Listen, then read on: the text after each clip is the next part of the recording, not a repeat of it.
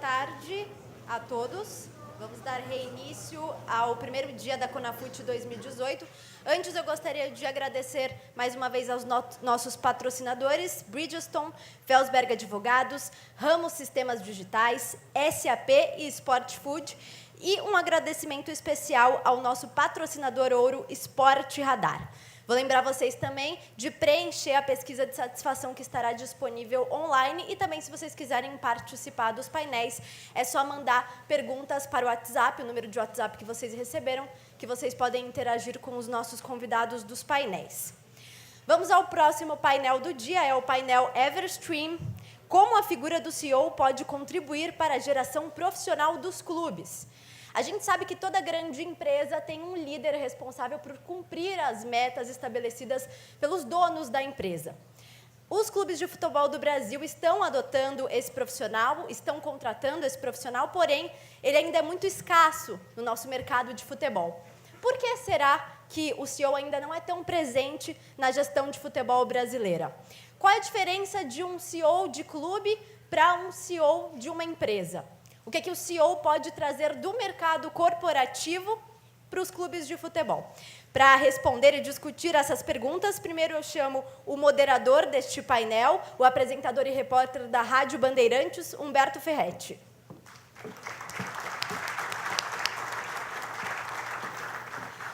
Vou chamar ao palco também o vencedor do nosso prêmio de melhor CEO de 2017, o CEO do Grêmio de Futebol Porto Alegrense, Carlos Amodeu.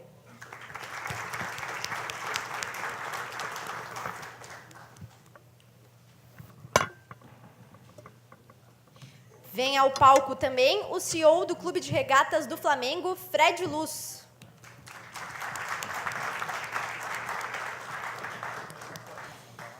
E vou chamar aqui também o CEO do Clube Atlético Tubarão, o Luiz Henrique Martins Ribeiro.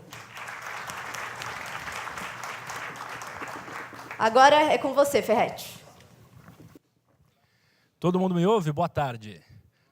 Sejam todos bem-vindos aqui a... tá subindo ainda, Luiz, desculpa, viu, Luiz? Sejam todos bem-vindos à Conferência Nacional do Futebol, a CONAFUT.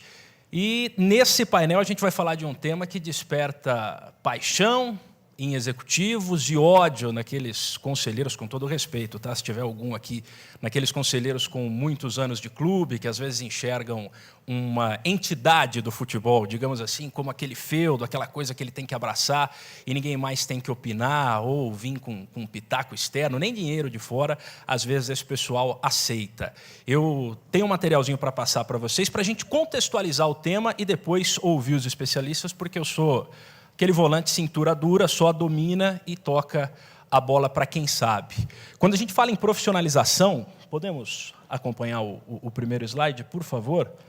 Quando a gente fala em profissionalização nos clubes de futebol do Brasil, há um contexto interessante. Os clubes querem ganhar dinheiro, mas os clubes não querem ser empresas, ou pelo menos muitos ou alguns clubes não querem ser empresas aqui no Brasil. Hoje, a maior parte das equipes de futebol é considerada uma entidade sem fins lucrativos, portanto, tem alguns benefícios, por exemplo, a isenção de alguns impostos, entre outras coisas, o fato também de não ter, às vezes, uma prestação de contas tão transparente, seja mostrando, de fato, aquilo que acontece dentro do clube ou, de certa forma, internamente, é aquela coisa. O conselheiro pede uma coisa, o dirigente não diz, não tem uma meta, você simplesmente chega e fala, olha, atingimos o objetivo. Tá, mas qual era o objetivo? Não, o objetivo era estar aí, em oitavo, no campeonato, não.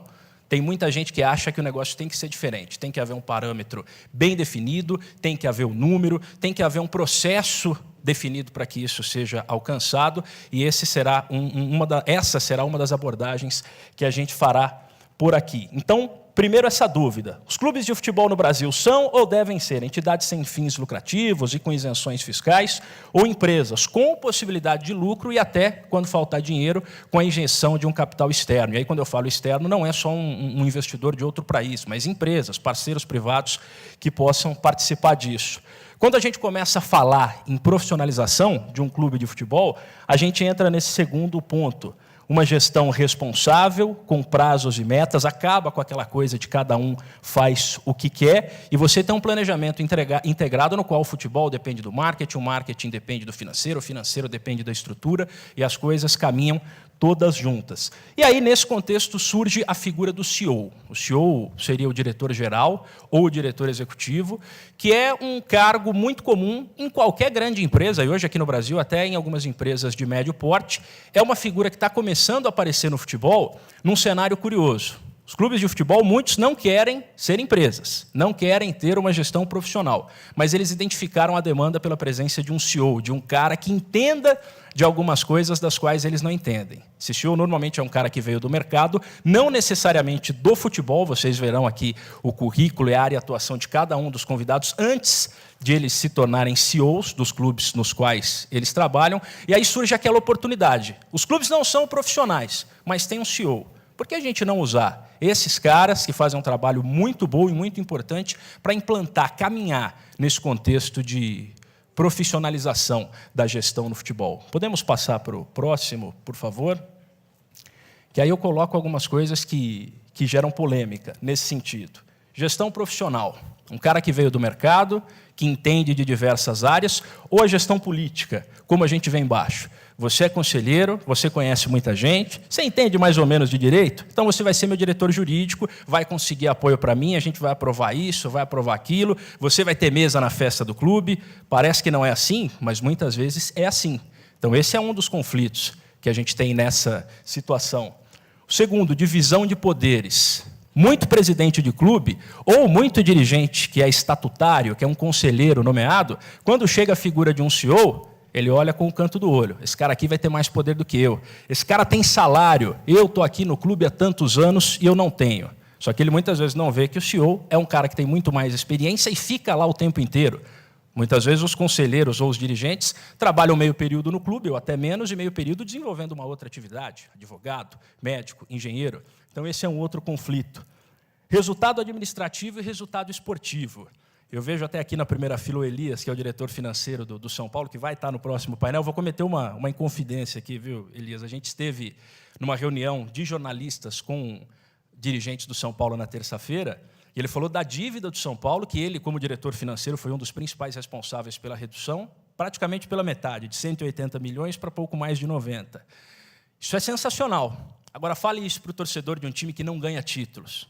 Ele vai dar de ombros para você. Ele não está, muitas vezes, preocupado com isso, apesar de ser algo extremamente importante. E aí entra na última parte desse conflito, você administra com a razão, vou comprar todo mundo, endividar o clube, ganhar título. Aliás, isso seria paixão. Ou você vai com a razão, uma administração um pouco mais ponderada. Então, esses caras aqui, como eu disse, entendem muito mais do que eu e serão as estrelas aqui do nosso bate-papo. E é interessante que cada um vem de uma área diferente, com uma história diferente e um posicionamento atual diferente. O Fred Luz, do Flamengo, é o cara que tem mais gente para criticar, caso ele faça alguma coisa errada pelo tamanho da torcida do Flamengo. O Luiz Henrique não tem tanta gente para criticar. A torcida do Tubarão de Santa Catarina é menor, mas ele trabalha com um modelo de gestão que é, se não inédito no Brasil, é algo invejável. O Tubarão é praticamente 100% uma empresa. O clube, o Tubarão, tem 1%, é isso, né, Luiz? Ele vai falar sobre isso também. E, do outro lado, o Carlos, que é CEO do Grêmio, vive naquela situação. Durante muitos anos, a gente ouviu, olha, o Grêmio puxa o Inter e vice-versa. Então, não havia gestão. O Inter fez isso, eu sou o Grêmio, eu vou tentar fazer igual ou melhor, e assim as duas equipes vão se superando. Hoje, o Grêmio tem um modelo de gestão muito mais eficiente. Então, para a gente começar esse bate-papo, vamos aqui da esquerda para a direita, então, começando com o Fred. Fred, mais uma vez, obrigado pela participação. E sobre esse contexto inicial, né, você tem uma frase de 2013 que você já dá risada. Ele, quando assumiu, disse que não entendia nada de futebol. Tá, ele é engenheiro, entrou no Flamengo pelo marketing. E aí, quando você falou isso, o cara que vai administrar aqui não entende de bola. Como é que foi? Bom, primeiro, boa tarde a todos. Muito obrigado pelo convite. É uma honra estar aqui. Eu acredito que a essência da vida é o aprendizado. Fico muito feliz de estar até hoje aprendendo. E acho que uma condição fundamental para você aprender alguma coisa é você se declarar ainda ignorante em relação ao assunto, ou ao assunto que você ainda não aprendeu. Então, assim, na verdade, eu sempre fui torcedor a minha vida toda, mas eu depois tinha até um pouco me desiludido um pouco com o futebol, já tinha sido chamado lá para ajudar o Flamengo, lá por alguns amigos, demorei para ir, e quando eu vi que teria uma chapa lá que tinha alguns pressupostos de respeito a alguns valores que eu considero fundamental, principalmente de transparência, de integridade e tudo mais, eu resolvi, então, me aventurar, comecei pelo marketing. Na minha vida, eu progredi, eu fiz engenharia, mas depois me tornei empresário do ramo de varejo, muitos anos com esse pessoal que hoje são chamados aí os 3Gs, né? Lojas Americanas. Depois fui sócio, e ainda sou sócio, de uma holding que é proprietária de várias marcas aí no varejo de vestuário, Elos, Richard, Salinas, Tommy Hilfiger, VR. Mas eu já estava só no conselho acionista e foi quando eu tive essa oportunidade de participar. Considero que o meu trabalho, apesar de ser profissional, também é um pouco missionário, né? Qual é o drama principal que eu vejo? Eu dou maior valor às pessoas que voluntariamente vão se dedicar ao clube sem receber. Acho que isso tem um negócio muito legal.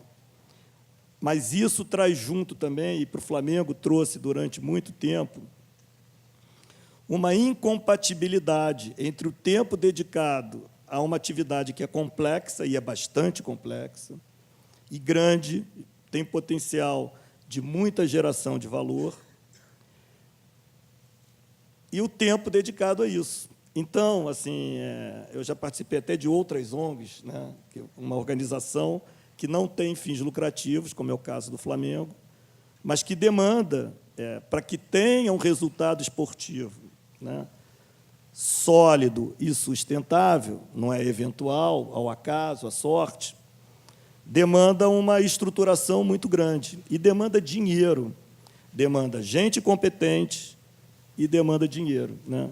Assim, eu acho que se simplifica muito a administração de time de futebol com base em elenco e técnico. Só eu vejo muito isso. Compra um elenco, contra o jogador, contrata um técnico. Compra o jogador, contrata o técnico.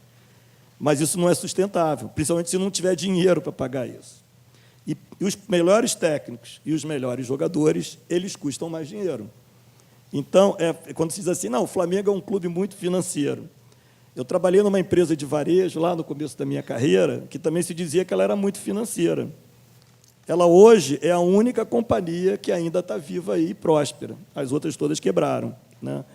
Então, essa questão da solidez e da sustentabilidade é fundamental para o futebol. Associado a isso, mesmo no futebol, é preciso aprender e ir implantando as melhores práticas. Isso demanda uma cultura de aprendizado dentro da organização, demanda estabelecimento de metas, objetivos, né?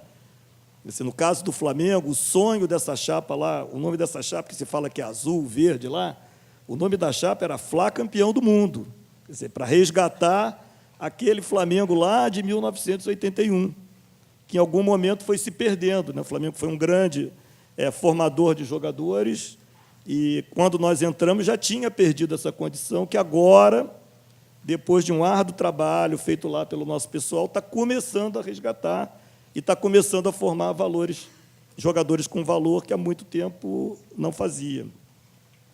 Então, tem algo que vem do mercado empresarial que serve para qualquer empresa, quer seja futebol, quer seja varejo, quer seja indústria, quer seja vestuário de moda, quer seja empresa digital, são conceitos de administração baseados em objetivos. Esses objetivos podem ser financeiros, esses objetivos podem ser esportivos, esses objetivos podem ser de formação de jogadores, né? E uma sistemática de acompanhar assim, incansavelmente o atingimento desses objetivos.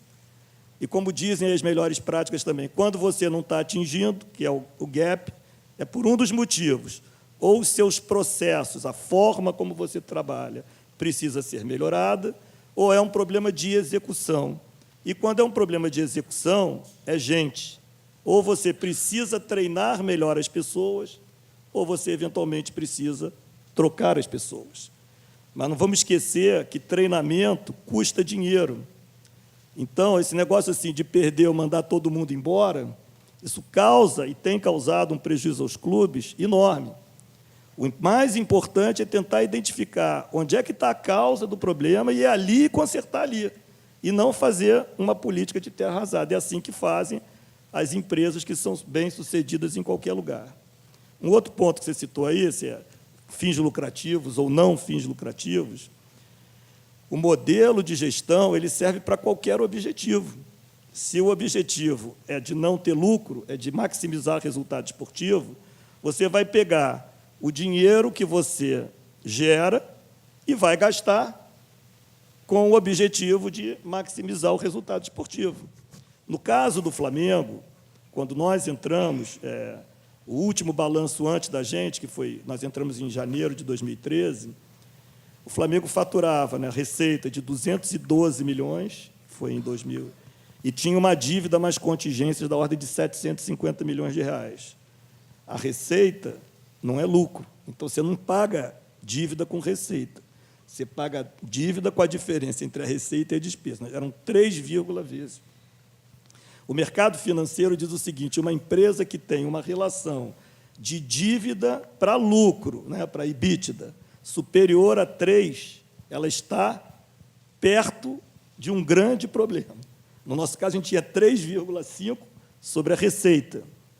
Tivemos que ter um baita de um cuidado para aumentar essas receitas. Fechamos o ano passado com 3 vezes mais, apesar de um Brasil em decadência, 650 milhões aproximadamente. Voltamos a vender jogador no ano passado, de valores expressivos, e uma dívida que caiu para cerca de 340 bilhões de reais. Então, o Flamengo hoje saiu do CTI, né, já passou pelo quarto, já está em casa e já tem condições, agora sim, de alçar voos mais intensos. A visão do Flamengo, a visão de futuro do Flamengo para os próximos 5 a 10 anos é ser o maior e melhor clube das Américas e um dos 10 maiores e melhores clubes do mundo. Então, o Flamengo objetiva, lá na frente, está disputando com o Benfica, com o Porto, com o Shakhtar, a contratação de jogadores brasileiros ou estrangeiros do nível que esses clubes contratam. Não vai estar disputando com o Real Madrid, não vai estar disputando com o Barcelona. Mas, se nós alcançarmos esse patamar, provavelmente o nosso próximo objetivo será esse. Mas, então, assim, método de gestão vale para qualquer lugar. Hoje, os políticos do Flamengo, esses conselheiros, eles formam um conselho, que a gente chama lá de conselho diretor. Lá ainda eles são temáticos, então tem vice-presidente de futebol, vice-presidente financeiro, tem 15 vice-presidentes e diretores só são 7. Quer dizer, então tem mais vice-presidente do que diretor, mas eles são part-time. Então, eles participam assim, de uma forma matricial no acompanhamento dos assuntos dele. A gente monta, se é no futebol, participam das decisões do futebol. O diretor do futebol, que é profissional e é mandatário, eu, que sou o diretor-geral, mas eu não escolho jogador e técnico. Eu me preocupo muito mais com o modelo que a gente está definindo de trabalho, se ele está funcionando ou não e quais são os desvios. O presidente e o vice-presidente de futebol. Mas a palavra final é do diretor de futebol. Então, isso é muito importante, é responsabilizar o executivo. Isso não tira a responsabilidade dos demais, porque estão ali, eventualmente, se o executivo, incluindo a mim, não está indo bem, é missão do presidente e desse conselho manter ou destituir, né, e pedir, acompanhar a execução do nosso trabalho. Então, é assim que funcionam também as outras empresas. A maioria das empresas bem estruturadas no mundo todo, elas têm um conselho de administração e tem lá o grupo executivo que segue a filosofia, os objetivos e faz as entregas. Por hora, é isso aí. Então, eu vou fazer o seguinte, eu vou pular o Luiz Henrique, porque o caso dele é um caso à parte e fascinante, de fato. Vou passar do Flamengo para o Grêmio, porque são realidades um pouco mais parecidas, então a gente emenda uma coisa na outra. E o Fred explicou um pouco do trabalho dele, e eu queria que o Carlos também fizesse isso, e para a gente entender, ele deixou claro como é que funciona essa hierarquia no Flamengo, que não é algo claro hoje no futebol brasileiro. Tem clube que tem o presidente, logo abaixo dele esse CEO, que é o diretor-geral, e abaixo do CEO todos os demais dirigentes ou vice-presidentes. Ou seja, esses dirigentes, diretores e vice-presidentes respondem também ao CEO, não só ao presidente. Em alguns clubes eles estão todos no mesmo nível, com a diferença que o CEO é um cara que é do futebol, é do marketing, é do financeiro, ele é de tudo. Toma decisão e analisa processos em conjunto. Então, queria saber do Carlos como é que funciona isso no Grêmio, como é que é a tua experiência lá no Rio Grande do Sul.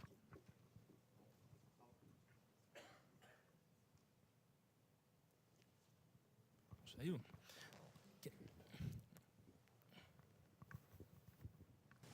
Boa tarde a todos, aos meus colegas painelistas aqui, Humberto. Bom, inicialmente, eu acho que é importante a gente contextualizar que os clubes de futebol, de uma forma geral no Brasil, a concepção deles tem 3 vetores muito fortes, né? Um vetor de paixão, um vetor emocional muito forte, né? O Flamengo com 30 milhões de fãs, o Grêmio com 8 milhões de fãs, os clubes, então, com um contexto de emoção, de paixão muito forte, cujo humor desses 30, ou 8, ou 10, 15 milhões de fãs pode variar de domingo para quarta, de quarta para domingo, né? Esse é um contexto muito importante. Segundo,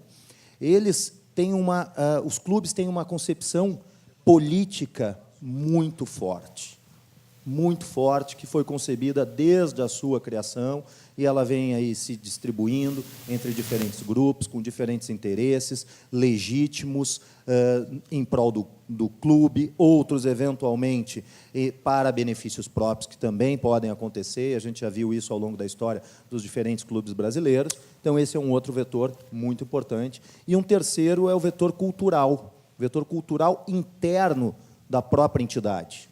O Grêmio é um clube com 115 anos, né, sempre como uma entidade sem fins lucrativos, né, que foi crescendo, se desenvolvendo ao longo do tempo, em cima desses 3 vetores. Agora, o negócio futebol se transformou num negócio que tem um potencial de agregação de valor muito importante, como o Fred disse, né, e tem um grau de complexidade de gestão também muito importante. E hoje, o papel do CEO frente à questão política, que foi uma das tuas provocações iniciais, é buscar implantar as melhores práticas de gestão em todas as áreas do clube, sejam elas desde a área de finanças até a atividade fim, que é o departamento de futebol, no que se refere à implantação de melhores processos, controles internos, um planejamento estratégico adequado, uma gestão financeira responsável, né?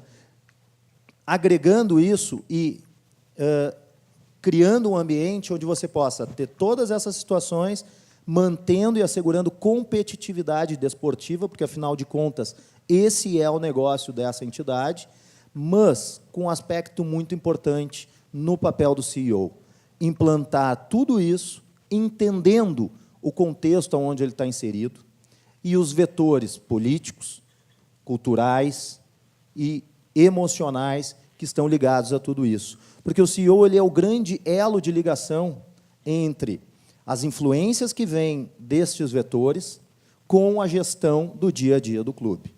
Então, o entendimento desse ambiente é extremamente importante. Eu diria que essa é uma qualificação muito importante, um diferencial relevante para que o CEO tenha facilitado o seu complexo trabalho de profissionalizar a gestão de um clube de futebol. Antes o Fred disse assim, tem práticas de administração que elas são válidas em todos os diferentes setores, e é absolutamente verdadeiro isso. Mas quantos de nós já ouvimos em diversos ambientes dizendo o seguinte, mas no futebol não é assim, mas no futebol é diferente. Não, não é diferente, está diferente. Foi construído culturalmente, historicamente, de modo diferente. E aí a gente precisa ter uma habilidade muito grande para engajar as pessoas e os profissionais que estão abaixo da gente, que estão ligados à nossa equipe, da importância de mudar esses processos e, mais do que isso, ter a habilidade de demonstrar para aqueles políticos que isso não vai afetar o papel, a importância que eles tiveram, têm e terão para a instituição. No Grêmio, o nosso modelo de gestão ele é um pouco diferente do Flamengo e, particularmente, acho que ele contribui muito com o papel que eu tenho que exercer dentro do Grêmio, porque nós temos um conselho de administração, né, sem pastas temáticas. Então, é o presidente, são 6 vice-presidentes, sem pastas temáticas, ou seja, eles são conselheiros de administração do clube, que se reúnem semanalmente, todas as segundas-feiras, para apreciar as questões estratégicas do clube, determinar quais são as ações táticas que cabem à diretoria do clube executar e fazer um monitoramento delas, independente de que tenha o conselheiro A, dono da pasta A, o conselheiro B, dono da pasta B. Porque imagina como é que deve ser a vida de alguém que é um CEO de uma organização que tem 17 vice-presidentes temáticos. Ele tem 18 chefes. Ele tem o presidente e mais 17 chefes para trabalhar. Então, isso é muito complexo, porque aí você pode receber orientação de um lado, caminho para a direita, orientação de outro lado, caminho para a esquerda. E aí, como é que você faz? Então, no Grêmio, a gente tem essa situação. Acho que isso contribui bastante. No meu caso específico, eu tenho uma situação bastante peculiar, porque eu sou conselheiro, faço parte do Conselho Deliberativo do clube, né, estou licenciado, porque o nosso estatuto não permite que um profissional remunerado seja também ou esteja também conselheiro. Fui secretário-geral do Conselho Deliberativo do clube, fui secretário-geral do Conselho de Administração do clube e aí migrei para a condição de CEO. Então, isso me permite ter um entendimento muito mais claro dos papéis de cada um dentro desse processo e também um grau de respeitabilidade pelos dirigentes políticos. Por quê? Porque eu também fui e sou, mas não estou um deles, né? Então, isso contribui dentro do processo de gestão do Grêmio. E, nesse sentido, o primeiro planejamento estratégico que o Grêmio teve foi em 2004. O primeiro CEO veio naquela mesma ocasião, com uma nomenclatura diferente, não tão moderna, né, mas já tendo esse papel, né, e definindo, de modo importante, a necessidade das metas, dos objetivos estratégicos, dos planos de ação, das iniciativas. Então, de lá para cá, esse processo ele vem evoluindo, e, em 2015, quando o atual Conselho de Administração, sob a liderança do presidente Romildo Bolzan, assumiu, o Grêmio vinha há 14 anos sem um grande título de expressão nacional ou global, né? E, nesse momento, esse Conselho de Administração disse: nós precisamos reestruturar administrativamente o clube, reequilibrar as nossas finanças, para aí podermos estar preparados para termos um desempenho desportivo adequado, porque, com isso, nós vamos ter os nossos compromissos pagos em dia, nós vamos ter uma capacidade financeira de investimento e de endividamento, e, com isso, vamos poder contratar profissionais técnicos, comissão técnica, jogadores com uma qualidade maior e, com toda certeza, se todas as áreas do clube trabalharem, todas as áreas executivas, as diferentes diretorias trabalharem sempre em sinergia, olhando exclusivamente para o core business do Grêmio, que o Grêmio é um clube exclusivamente de futebol, né, nós conseguiremos assegurar as melhores condições para que o departamento de futebol, não apenas o departamento de futebol profissional, mas o departamento de formação, desde a categoria sub-9 até a categoria sub-20, chegando ao profissional, tenha uma mesma linha de condução administrativa, uma mesma linha de condução estratégica, porque de lá é que saem lá é o nosso celeiro de craques, né, de futuros novos jogadores, que vão gerar, sim, um potencial de receita importante e rentabilidade para o clube, para que ele possa reinvestir na categoria de base, reinvestir em bons jogadores, reinvestir em melhores tecnologias. O Grêmio implantou o SAP em 2015 para 2016, a gente ainda vem com uma questão cultural muito forte, lutando todos os dias para que cada vez mais a gente utilize da ferramenta aquilo que ela pode nos dar, e esse é um processo contínuo. ele é uma jornada, a gente não consegue enxergar exatamente o destino dele, tem uma melhoria contínua permanente e é um trabalho muito, muito, muito importante, né, e sensível de ser realizado. Mas o ponto principal que eu queria destacar de tudo isso que eu falei é que eu acho que, como o CEO pode contribuir na profissionalização dos clubes de futebol, fazendo aquilo que todos os executivos de administração sabem fazer de uma ou de outra forma, que é implantar as melhores práticas dentro da atividade executiva, mas compreendendo, sim, o ambiente onde ele está inserido e não querer lutar contra isso, mas, sim, demonstrar em todas as áreas, seja na equipe, seja no grupo de conselheiros, a importância e o resultado que esse processo pode trazer. Então, deu para perceber que... Está saindo? Minha voz está, né? Deu para perceber que cada clube tem um modelo diferente. Normalmente, a gente fala hoje num modelo híbrido, em que você mistura essa parte empresarial da gestão com a forma antiga ainda, a qual os clubes eram administrados. O São Paulo, que eu citei há pouco, hoje não tem um CEO. Já teve, há cerca de 2 ou 3 anos. Mas tem também um conselho de administração, como tem o Grêmio, alguns conselheiros que se reúnem periodicamente para definir estratégias, e tem diretores remunerados em cada área. No futebol tem o Raí, no próprio financeiro tem o Elias, que está aqui, em diversos setores que são profissionais com experiência naquela área do mercado, que se dedicam integralmente ao clube e que, no fim de um determinado período, tem que prestar contas. Como qualquer executivo, se o cara não atingiu o objetivo, o cargo dele, entre aspas, está na reta. Agora, esse próximo universo que a gente vai conhecer é um universo de fato novo. O Tubarão é um exemplo de um clube que é uma empresa. Como eu disse, o próprio Tubarão, que a gente sempre ouviu falar no futebol de Santa Catarina, ele, entre aspas, manda muito pouco, digamos assim. Há um suporte empresarial por trás, um sistema de gestão moderno, e é esse sistema que eu queria que o Luiz Henrique explicasse para a gente. Boa tarde a todos, a todas. Inicialmente, eu quero dizer que, para mim, é um motivo de muito orgulho poder estar aqui do lado do nosso co-irmão, né?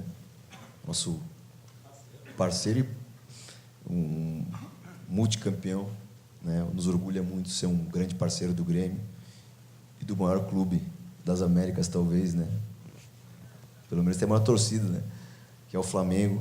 E eu aqui, representando o Clube Atlético Tubarão, da 4ª divisão do Brasil, da Série D de Santa Catarina, que me orgulha muito também de ser catarinense. Agradeço o convite, né? Quero dizer para vocês que o nosso modelo de negócio é bem distinto, o nosso tamanho é muito menor mesmo, do que os 2 exemplos aqui ao meu lado. Mas talvez o que nos fez estar aqui são essas ideias. Eu talvez seja o CEO menos preparado, eu sou um empreendedor. Eu sou advogado, né, não sou da área de administração, nem de finanças, mas sou um empreendedor dentro do futebol, posso dizer assim. Faço parte de um grupo de investimento no futebol, que fizemos os primeiros negócios, inclusive aprendi muito com o Grêmio, no Grêmio. E em 2015 iniciamos um projeto de transformar um clube associativo, modelo comum, normal no Brasil, habitual, num clube empresarial, num clube empresa. E mais do que isso, incubar este clube empresa dentro de uma universidade. E foi assim o que fizemos em Tubarão. O Clube Atlético Tubarão, SPE Limitada, clube esse qual sou o presidente, né?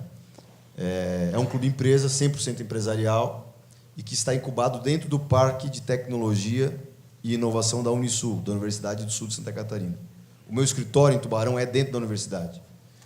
Esse modelo prevê que 99% das cotas, das ações do clube, né, uma limitada das cotas, são da nossa empresa de gestão, chama K2 Soccer S.A., da qual eu sou o vice-presidente. E 1%, né, como o Humberto bem colocou, é do clube associativo.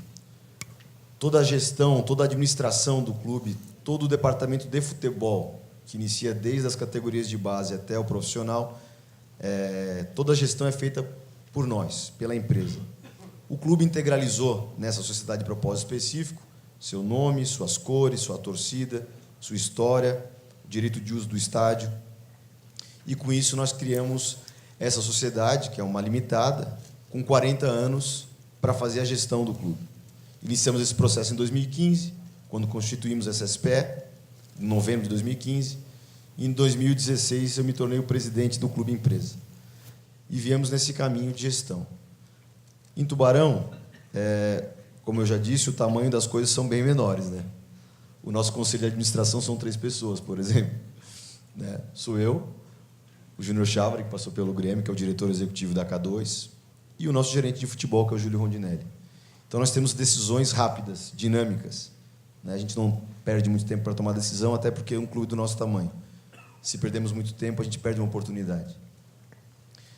Nós temos um RP já instalado, funcionando, um controle de custos muito cauteloso, bem implantado, um plano de cargos e salários em que, em momento algum, pode ser extrapolado ou qualquer outra saída em cima disso, metas desportivas e metas financeiras.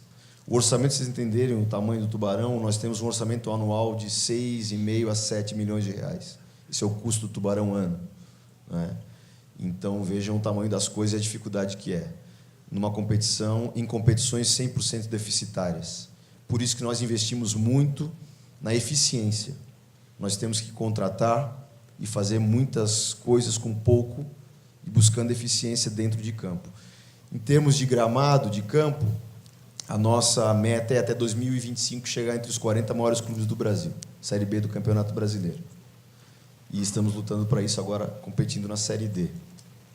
Esse ano, 2018, terminamos em 2016. Estávamos na 2ª divisão do Campeonato Catarinense, conseguimos o acesso.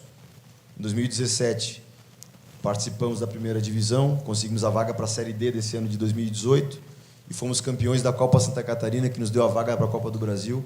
E acredito que muitos viram aquele jogo do Tubarão contra o Atlético Paranaense, né?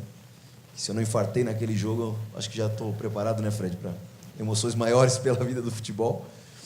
E esse ano terminamos o Campeonato Catarinense em 3º lugar, à frente de muitos clubes de nome em Santa Catarina, né, somente atrás de Chapecoense e Figueirense, e que nos deu também a vaga direta, dessa vez, para a Copa do Brasil. E estamos agora na Série D, liderando o grupo, com 4 vitórias em 4 jogos, e temos essa chance, primeira vez na história que o Clube Atlético Tubarão participa da Série D, de fazer uma campanha e lutar agora para frente para conseguir o acesso à Série C, que seria muito importante dentro desse processo de crescimento esportivo que vai nos trazer, claro, o resultado econômico. Então, o Clube Atlético Tubarão é isso. A importância da incubação com a universidade é que as demais áreas que não estão envolvidas com o futebol, a área de comunicação, marketing, análises clínicas, exames médicos, medicina, nutrição, odontologia, todas essas áreas são feitas, utilizamos profissionais da universidade, professores e acadêmicos. Né? E foi graças a isso também que nós fizemos uma parceria inédita com o Grêmio. Hoje nós temos uma sinergia muito forte. O Grêmio é o maior parceiro do Clube Atlético Tubarão hoje, trocando ideias, know-how, intercâmbio de atletas. E nós sabemos que precisamos dos grandes clubes para poder crescer. Né? Em termos esportivos, para vocês terem uma ideia, nós temos também uma meta de buscar fazer negócio com os 12 grandes clubes do Brasil. Esse é o nosso objetivo. E trabalhar com eles com atletas semi-prontos, para que o Tubarão seja também um clube que dê a oportunidade e promova esses atletas que muitas vezes não têm a chance em razão da pressão, do tamanho desses grandes clubes. E é com essa sistemática que a gente vem conseguindo trazer os atletas para conseguir os resultados esportivos que a gente vem alcançando aí nesses anos. Antes de abrir para a pergunta de vocês, eu queria fazer uma pergunta para os 3. Na verdade, é pedir um exemplo prático do processo, falando especificamente da área do futebol, porque é o que mais chama atenção, obviamente, num clube. Como é que um CEO chega no começo do ano com o diretor de futebol ou o vice-presidente e traça um planejamento com base no quê? É com base no investimento? É com base no que aconteceu no ano anterior? Com qual periodicidade, se é que existe, se não é só no fim do ano, uma avaliação dos resultados? E como é que se mensura esse resultado? Um clube de futebol, por exemplo, quando o CEO traz esse método e traça um planejamento, e traça um objetivo e um processo para se atingir, como se analisa isso depois? Olha, a nossa meta hoje esse ano é ser 8º no Campeonato Brasileiro. Da onde ela parte? Que objetivo traçar para atingir? E se for 7º ou 9º, não existe? Um exemplo prático de cada um no futebol, como é que vocês trabalham nessa questão? Bom, vou falar do Flamengo. A gente estabelece, quando vai chegando o final do ano, né, outubro, setembro, outubro, a gente estabelece as metas para todas as áreas do Flamengo, não só para o futebol, mas no futebol em particular. A gente estabelece os objetivos esportivos, fundamentalmente. Então, em relação a cada competição, o que o Flamengo deseja? Quer dizer, o Flamengo tem um objetivo de 16 para cá, de sempre estar disputando a Libertadores. Então, isso já é um objetivo macro. Em relação ao Carioca, tem um determinado objetivo, que é ser finalista ou campeão. Em relação ao Campeonato Brasileiro, é a classificação para a Libertadores. E aí eu não vou ficar falando aqui quais são os internos. Em relação à Copa do Brasil, até que etapa no mínimo chegar. Em relação à Libertadores, até que etapa no mínimo chegar. Tem também, junto com isso, o orçamento. Então, aí você tem um planejamento de elenco, quem entra, quem sai, quais são as posições carentes, quem vem da base, quem não vem da base, tudo isso é avaliado, e a necessidade financeira para aquilo ali e o que a gente vai ter de disponibilidade financeira. Aí entra também uma questão financeira do futebol. O que o futebol vai gerar de receita direta com venda de jogadores ou disponibilidade de jogadores, o que abre espaço de orçamento para você trazer outros salários para dentro e também os objetivos de compra. Isso é feito no final do ano, aí você vai para o teste de realidade do mercado, que se dá ali entre dezembro e janeiro, faz as contratações, que nem sempre você consegue o que você quer, mas isso é dinâmico. Futebol é dinâmico, não dá para você ficar... porque problemas acontecem, um jogador que você não estava esperando se contunde, ou aparece uma oportunidade de mercado que você tem. Então, a gente tem sempre um entrosamento entre a área financeira, a área de futebol e o diretor-geral, que sou eu. Só te cortando, essa é uma dificuldade muito grande na comparação com o mundo empresarial? O futebol é bem mais dinâmico? Não, depende. Você tem atividades comerciais, da onde eu venho, por exemplo, o varejo é extremamente dinâmico. Você está vendendo mais do que você estava prevendo, vai faltar produto na loja, você tem que partir para comprar. Ou você está vendendo menos do que você esperava, você tem que dar um jeito aquilo ali, porque aquilo ali vai afetar o caixa. E você tem que ou decidir se vai baixar o preço do produto, se vai fazer promoção, o que você vai liquidar. Quer dizer, as atividades são dinâmicas. O futebol, o problema do futebol maior, que também, como quase todas as outras atividades, mas no futebol isso é mais dramático, o futebol não é uma ciência exata, né?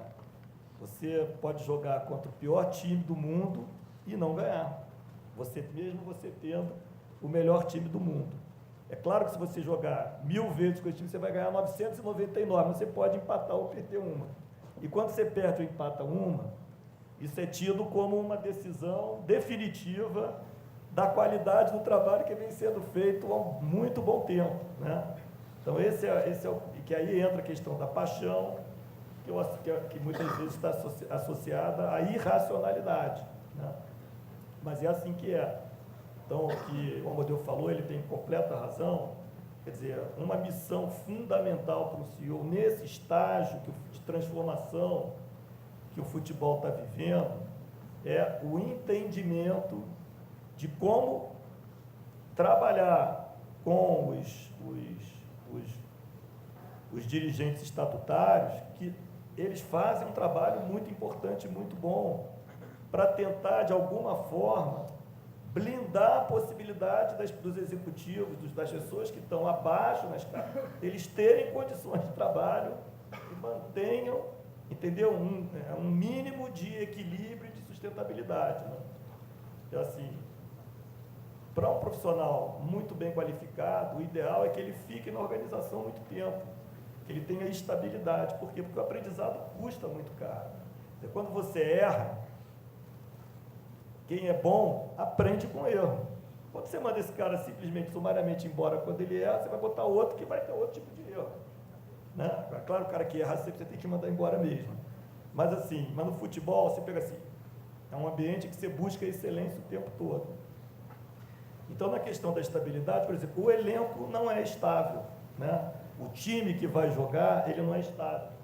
Ele depende, os desempenhos individuais dos atletas, ou até mesmo o encaixe coletivo, dependendo de quem esteja disponível, isso muda, né? E você, o tempo todo, você está mexendo no elenco. Quando você já vai para o treinador, você já tem uma estabilidade maior, né? Porque ele não joga, né? Ele planeja, ele organiza, ele sistematiza. Você tem que avaliar muito o desempenho dele, mas o treinador também não é estável. Ele deve ficar um grande tempo. Você vê as práticas aí mundiais, treinadores que ficam 5 anos, 3 anos, 2 anos. No Brasil, normalmente menos de 1 ano. Depois você vai para a comissão técnica e para o diretor de futebol. Esses devem ser bastante estáveis, porque eles acumulam conhecimento e acumulam uma estrutura do clube que deve servir de uma forma eficiente a todo esse objetivo que o time principal e o treinador desempenham muito bem, né? Então é isso que a gente está buscando no Flamengo. Esse é o nosso diretor de futebol, o último, que foi o Rodrigo Caetano, que é excelente e ajudou muito nessa transformação do Flamengo, trouxe uma experiência lá do Grêmio muito boa, de acompanhamento de métodos, de práticas sustentáveis. Agora, a gente promoveu a diretor de futebol, uma pessoa que já está no Flamengo desde 2010, fez todo o trabalho de base, que absorveu todo esse conhecimento, essa cultura. Assim, a gente deseja que esse ainda fique mais tempo do que o Rodrigo Caetano, e que a gente vai conseguir estabilizar mais também e melhorar o desempenho esportivo e técnico. Não sei se eu respondi. É isso, vou repassar para os outros dois um exemplo básico de como é que funciona essa definição de metas. E aí o Fred citou uma questão que é esse dinamismo, essa instabilidade que existe. Isso também gera restrição ao CEO internamente. Para que eu vou trazer um cara que vai vir com uma planilha tal, se a bola bater na trave e o juiz errar, o planejamento dele não deu certo? Eu acho que essa tua última frase, Humberto, ela vai exatamente ao encontro daquele conceito que eu quis trazer na minha exposição anterior, quanto ao entendimento do conceito onde a gente está inserido, né? Eu te diria que, fazendo um parênteses, há umas 2 ou 3 semanas atrás, numa das últimas edições da revista Época Negócios, teve uma matéria, que eu não vou me lembrar exatamente o título, mas que o conceito dela dizia assim: o CEO desce ao Gemba. Gemba era o conceito que o autor da matéria dizia, a linha de produção, ao foco do negócio. Então, o que acontece? Lá no Grêmio, o nosso perfil de atuação é um perfil de atuação muito, muito próximo do departamento de futebol do clube. Por quê? Porque o departamento de futebol é a atividade fim do Grêmio. O Grêmio não tem outra atividade. O Grêmio não é um clube social, não é um clube com esportes olímpicos, não é um clube com outras atividades que não seja essencialmente de futebol. Então, 90% das receitas, elas são oriundas do futebol.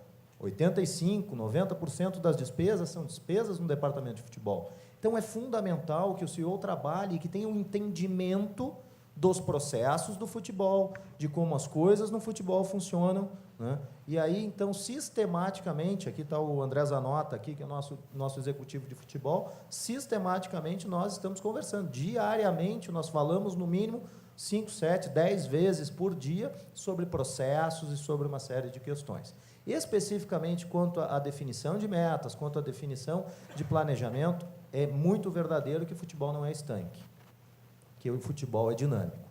Mas, dentro do Grêmio, a gente tem um objetivo estratégico do qual a gente não abre mão.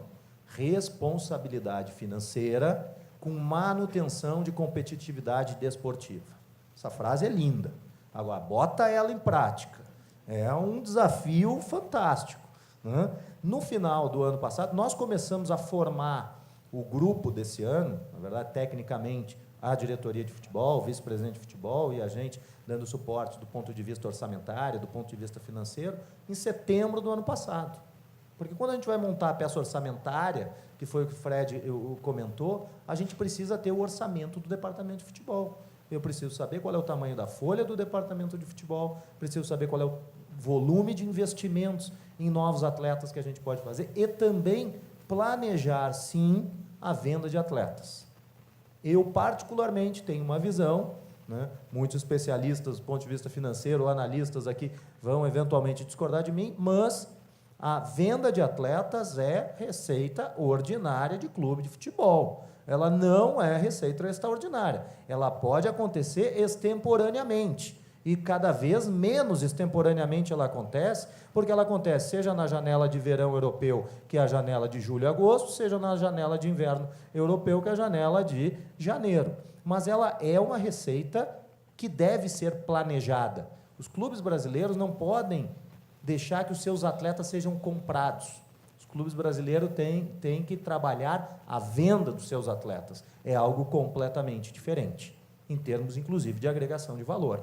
Então, nós começamos a formar, nesse exemplo prático, o nosso elenco deste ano, no ano passado, em setembro, quando nós ainda estávamos no Campeonato Brasileiro, participando ativamente, ainda numa semifinal de Copa do Brasil e numa quarta de final de Libertadores da América. Então, a gente tem que ter, independentemente da manutenção do grupo atual, já fazer o planejamento para o ano seguinte, entendendo o seguinte: qual é o orçamento que eu vou ter no ano que vem?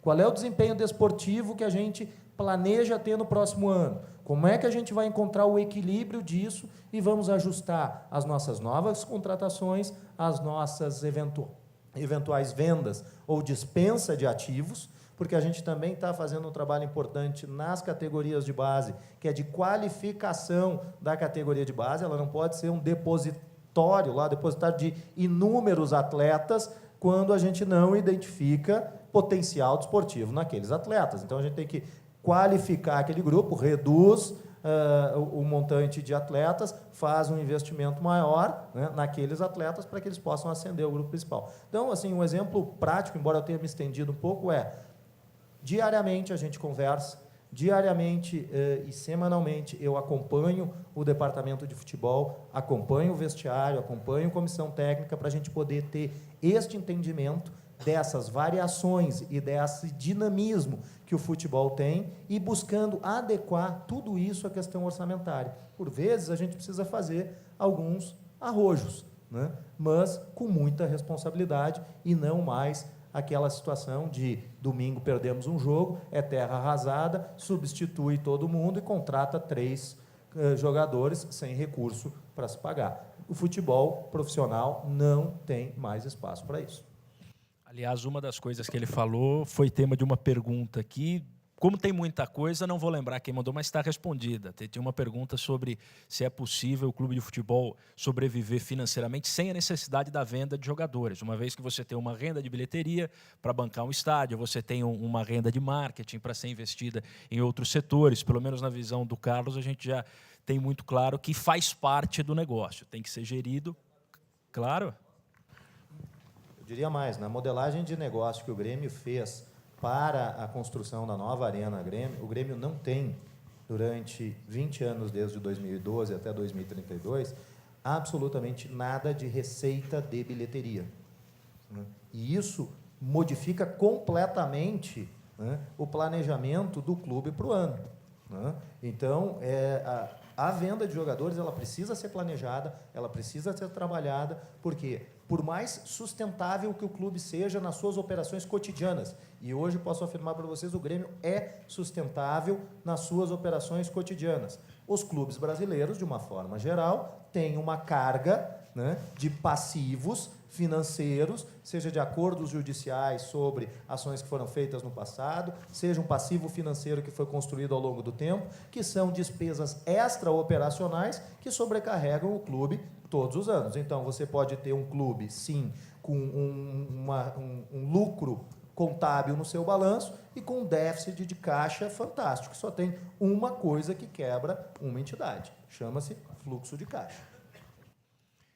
E aí, para o Luiz Henrique, eu queria até complementar também que você, na tua rotina, desse um exemplo de como é que é essa parte do futebol, define meta, define objetivo, acompanha e vê se foi cumprido ou não, porque como é um clube 100% empresa, tem gente mandando pergunta também, o Renato aqui, pedindo para você explicar como é a sua prestação de contas, entre aspas, como o seu, do atingimento ou do andamento desses objetivos para quem coloca o dinheiro no clube, no caso, quem detém 99% da administração. Você veja que Eu ouvi duas palavras aqui, eu só estava esperando elas aparecerem, que elas apareceram, né? O meio ambiente, como o Almeida falou muito, que é muito importante. Nós que lideramos os processos, você tem que ter um ótimo ambiente, né? E eu entendo que o ambiente se faz. Eu sou casado com uma psicóloga, converso muito com ela, com um capital psicológico positivo, né? Resiliência, otimismo, esperança, autoeficácia. Então, o ambiente se constrói desse jeito. Você pode ter muito dinheiro, muitas vezes, ou até mesmo, você não acredita, clubes com pouquíssimo dinheiro e resultado. É o que a gente fala no futebol, ambiente ganha jogo. E eu acredito que quem lidera é muito importante no ambiente. E estabilidade. Estabilidade é fundamental no futebol. Por isso que lá no clube, eu me envolvo o menos possível no futebol. Eu concordo, o Almoida tem 100% de razão, e eu vou te dizer que o nosso modelo ele é muito parecido, senão é um Grêmio menor, vamos dizer assim, na nossa proporção, mas as ideias são as mesmas, os conceitos são os mesmos. O torcedor do futebol brasileiro tem que entender que nós somos um país não do futebol, somos o país dos jogadores de futebol. Nosso futebol está evoluindo ainda muito, né, em termos de gestão, melhorias, de boas práticas, e hoje está sendo uma aula fabulosa para quem pode estar aqui acompanhando. Então, nós somos fornecedores do mercado, esse mercado global, gigantesco e bilionário, e faz parte do processo a transferência de atletas. Você veja que no planejamento do Flamengo, né, o Flamengo já está conseguindo fazer isso novamente, com cifras astronômicas pelo tamanho que é, do mesmo modo o Grêmio, né, acabou de fazer uma grande transferência agora internacional. Nós, no Tubarão, qual é a nossa meta em relação a isso? É conquistar mercado. Nós não estamos ainda nesse estágio olhando para números, nós estamos olhando para mercado. Mostrar para o mercado que é um ambiente saudável de negócio, o Clube Atlético Tubarão, que é um clube onde há estabilidade, há bom ambiente de negócios também, onde que você firma um contrato, ele será cumprido. E eu entendo que o clube empresa ele vai ajudar muito nisso, porque há uma interferência mínima política e a estabilidade ela é maior. Em termos esportivos, a nossa grande meta é o crescimento, né, em termos de divisões, e buscar sempre a Copa do Brasil. Por quê? Porque a Copa do Brasil é um grande evento de caixa para nós. Para vocês terem uma ideia, o nosso orçamento de 6, só a Copa do Brasil esse ano nos deu R$1 milhão, com 2 jogos. Então, nós buscamos caixa com a Copa do Brasil. Então, é muito importante ter esse planejamento, tanto com viés comercial, e o olhar do Grêmio é o mesmo que o nosso. Nós temos um departamento comercial de venda de jogadores, porque é muito difícil. O Grêmio e o Flamengo estão todos os dias nos melhores canais de TV e são vistos no mundo inteiro. Você imagina ver um jogo do Clube Atlético Tubarão, né? E é por isso que em Santa Catarina nós criamos esse ano um sistema de streaming pela internet monetizado, um pay-per-view chamado fcplay.tv, justamente porque é o sistema que você vai conseguir assistir os jogos, mesmo sem ter a TV. A TV fechada, não foi possível a contratação pela TV fechada do Campeonato Catarinense. Nós ficamos sem a TV fechada, só com a TV aberta, e um gap sem poder transmitir os jogos, onde a gente vai dar essa vitrine para os atletas. Então, nós criamos ferramentas para que todo esse ecossistema de negócio pudesse se fechar, e que acabou dando certo, e foi vamos dizer assim, mais um passo importante com esse olhar de inovação que o Tubarão também trouxe para o futebol catarinense. Eu vou repassar para os nossos palestrantes algumas das perguntas, dentro do que o tempo permitir, algumas das perguntas que chegaram por aqui. A que está aberta aqui é do João Pedro, mas eu vou linkar a pergunta dele com outras 2 ou 3 que chegaram, que vão no mesmo contexto, sobre o papel dos executivos de cada área, que atuam diretamente com os CEOs, cada clube com o seu modelo, como a gente falou, mas, normalmente, o trabalho é feito em conjunto. Como é que é feita a seleção desses profissionais, e se dá para buscar para toda a área? Vocês disseram que para a figura de CEO vocês levam experiências e fórmulas, entre aspas, que dão certo em cada área. Para a questão específica, para você mexer no centro da coisa, do marketing, do futebol, das finanças, dá para ser um profissional com o mesmo perfil ou não? Diretor financeiro tem que ter sido presidente de uma grande empresa, trabalhado num banco, diretor de marketing, atuado com propaganda. Olha, e para cada área, você precisa de um profissional competente para aquela área, né? A gente sempre olha muito cultura, né? E se a gente está numa organização que está num processo de mudança, pessoas que se adaptam a esse tipo de ambiente, né? Que vai fazer um trabalho estruturado, mas vai ajudar a estruturar também, né? No caso do Flamengo, nós temos lá uma atividade social, por exemplo, e de esportes olímpicos. E nós desejamos, né, desde o início da administração, essas áreas elas tomavam dinheiro do futebol. Então, um dos mantras lá da eleição e dos nossos objetivos era essas áreas do clube social e do esporte olímpico, elas têm que ser autossuficientes. Assim, quais são os paradigmas? Quem são os benchmarks desse mercado? Nós olhamos Minas Tênis Clube e Pinheiros, que são clubes que têm esporte olímpico, têm clube de alta qualidade e não tem futebol, e estão vivendo, né? Então, nós fomos e buscamos um profissional no Minas Tênis Clube, que está lá desde 2013 com a gente, altamente qualificado, e que cuida disso e inspira todo o nosso trabalho lá. E fomos criando, fomos cuidando de ver quais eram os desvios que tinham ali de receita para aquele negócio ali virar um negócio autossuficiente. Já chegamos lá, né? Na área de marketing, o primeiro diretor de marketing do primeiro ano fui eu. Eu não não tive uma experiência direta na área de marketing, mas eu sempre trabalhei com varejo, então, assim, a gente criou os drivers de crescimento. E o Bruno, que hoje é o nosso diretor de marketing, pegou esse primeiro ano, e por ser muito competente, mas o cara veio do mercado financeiro, e uma visão, assim, empresarial, na minha opinião, ele se capacitou muito bem, e os resultados do marketing do Flamengo falam por si próprios, né? Mas debaixo dele nós fomos buscar muita gente no mercado, gente especializada. Se você tem que fazer captação de patrocínios, é desejável que você tenha gente que tenha entrada, saiba como entra dos patrocinadores, o tipo de conversa naturalmente alinhado com os atributos de valor que o clube pode oferecer a esses patrocinadores. E assim vai, área a área. Mesmo que não seja um cara convivência no futebol, ele pode se encaixar nesse cargo no futebol. Isso no marketing, no futebol não. No futebol, nós fomos buscar gente do futebol, né? O nosso primeiro diretor financeiro de futebol foi o Pelaipe, depois o Ximenes e, por último, o Rodrigo Caetano, que todos eles com uma ampla experiência no futebol, né? O Rodrigo, assim, foi muito bem, foi quem ficou lá um período muito grande. E agora nós estamos lá com o Carlos Noval, que tem 8 anos de Flamengo, 8 anos na base, acompanhando lá o trabalho do Rodrigo Caetano. A evolução do trabalho que o Noval fez na base foi expressivo, qualificando gente, indo buscar gente no mercado qualificado e também desenvolvendo a cultura interna que a gente está conseguindo lá, através de conhecimento próprio, desenvolvimento de métodos e também de importação de conhecimento, né?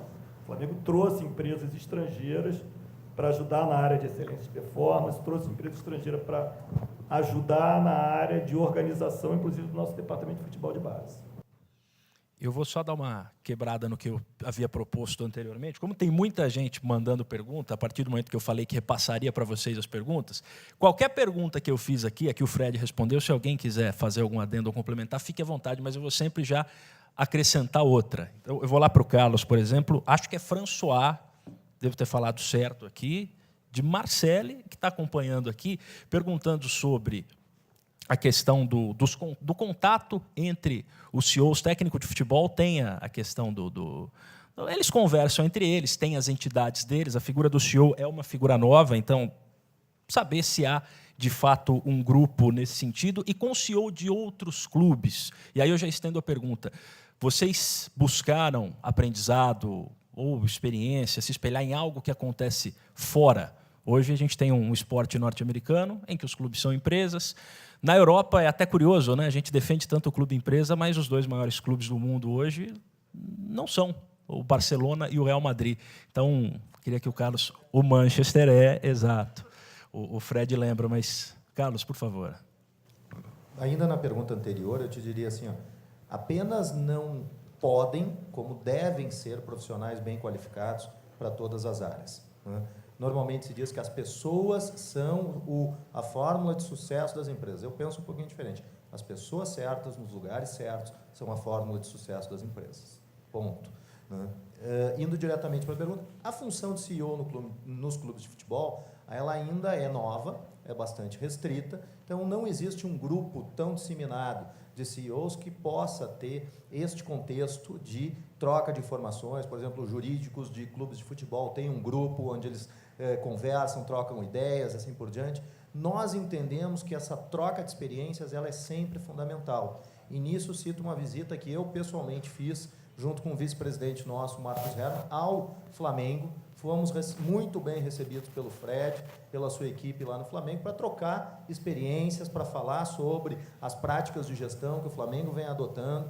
Na ocasião, também tivemos a oportunidade, no mesmo dia, de estarmos junto com a Ernest Young, com o Alexandre Rangel, que esteve aqui pela manhã, para falar dos trabalhos que eles fazem no grupo nos clubes de futebol.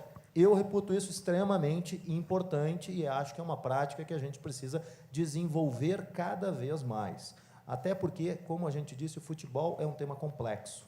Se cada um dos clubes for buscar soluções para suas situações, que muitas vezes são convergentes com a dos demais clubes, nós temos uma série de interesses comuns, que se eu lá de Porto Alegre for, em nome do Grêmio, buscar isso sozinho, posso ter uma força muito menor do que se a gente trabalhar em conjunto, em grupo, né, em prol não destes clubes apenas, mas do futebol brasileiro como um todo e da sua qualificação.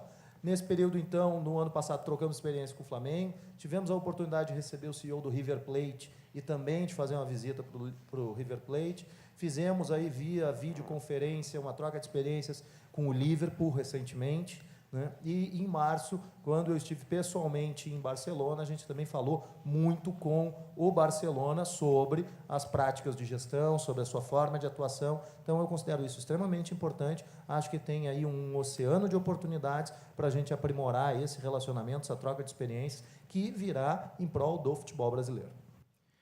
E até por conta do horário, vou passar a palavra para o Luiz Henrique, complementando também com mais uma pergunta que será a última, e é uma questão que foi levantada por vários de vocês aqui. A mensagem que está aberta é a do Caio Cortez, mas a pergunta dele representa a de 7, 8, 10 pessoas que escreveram aqui. Você citou a questão da universidade. E é muito comum a gente ouvir aqui aquelas frases do futebol, né? Bom, mas esse cara aqui é horroroso, na base não tem um melhor que esse. Aí vai alguém e compara, por exemplo, com o basquete norte-americano, que é muito vinculado às universidades. Então, há uma curiosidade grande das pessoas para saber desse vínculo do trabalho do Tubarão com a universidade.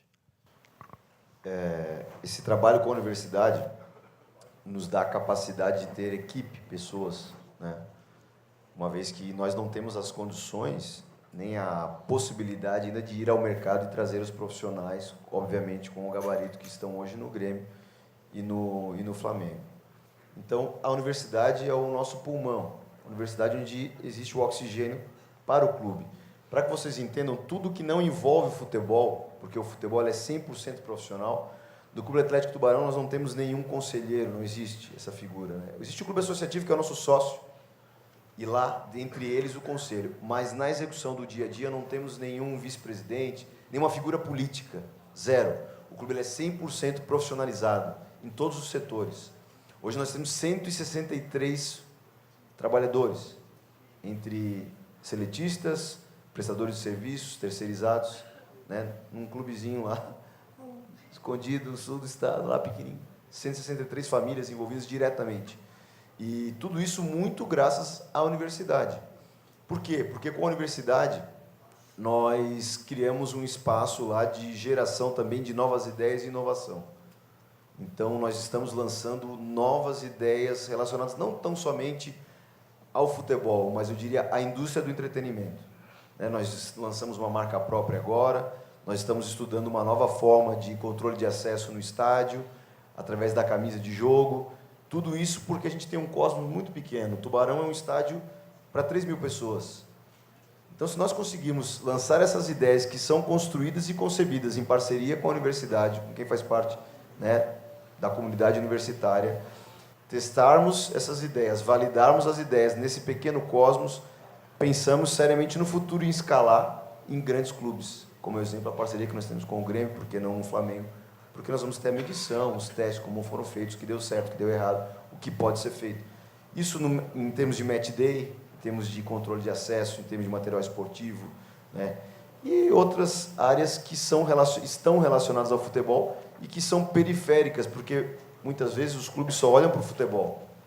E nós olhamos o Tubarão como um hub de oportunidade de novos negócios no futebol. O nosso grupo, nós temos um clube nos Estados Unidos também, na 3ª divisão americana, na NPSL. Né? E lá também é um laboratório mesmo sistemático. Um clube em parceria com uma universidade. Lá nós estamos em New Haven, Connecticut, com a Universidade de Yale, onde a gente manda os jogos. Né? E essa sinergia de ideias e de tudo que acontece lá, a gente aproveita muito disso também no Tubarão. E na próxima semana a gente vai à Espanha, eu estou indo à Espanha, porque o nosso projeto final é até o ano de 2020 ter um clube também na 3ª divisão da Espanha, a 2ª B, e que nós formaremos aí o projeto final, que é o projeto que a gente desenvolveu lá no início, que é ter um clube no Brasil, que é o país dos jogadores de futebol, um clube nos Estados Unidos, onde é o maior modelo de gestão de entretenimento do mundo, e um clube na Espanha, né, na Europa, onde é a maior vitrine do futebol mundial. E aí a gente passa a ter uma holding, vamos chamar assim, muito pequena, com o mesmo conceito, que é o quê? Clubes pequenos, com alta capacidade de crescimento, vinculados a universidades, para que a universidade possa dar o oxigênio necessário para o crescimento orgânico, né, e organizado, vamos dizer assim, do clube, de modo geral. Só para fechar, no caso de vocês, não passa pela cabeça que o futebol seja ingerido nesse contexto, seja numa área de estudo, de gestão, ou até mesmo de você ter um garoto, fazer um trabalho em parceria com a faculdade, ele joga e estuda, ele tem algum benefício, até como um atrativo para o atleta? Não, na nossa base, hoje a grande maioria já estuda na universidade, a grande maioria dos jogadores. E o Sub-15, por exemplo, ele é fomentado praticamente 100% com meninos da região.